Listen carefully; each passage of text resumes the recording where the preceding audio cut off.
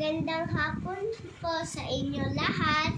Ako po si Chelsea Esther M. Liwanag mula sa Grade 1 Matipid. Ang babasahin ko pong kwento ay Lipad Tutubi Lipad.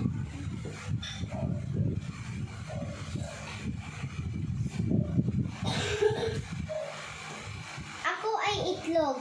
Mula ako sa tutubi. Nakatira ako sa malaking tubigan.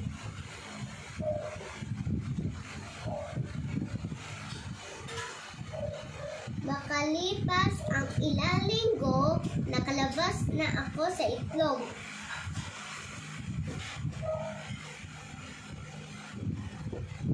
Nang may lumapit sa aking mga butete, sinubukan ko silang hulihin.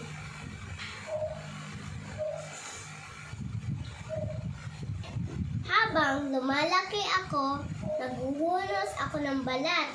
Ilang ulit ko itong ginagawa hanggang sa maging ganap akong tutubi.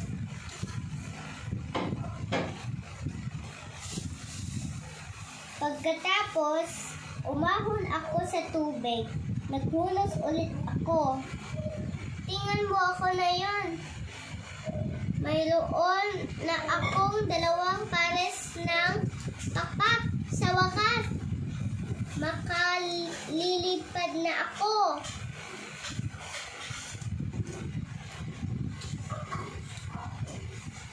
Lumipad ako sa ibabaw at sa pagitan ng mga bulaklak. Sobrang ganda rito. Uy, may lamok!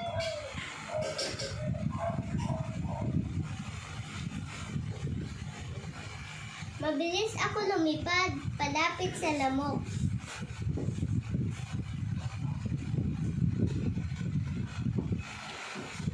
Yum, yum, yum. Ang pagtatapos.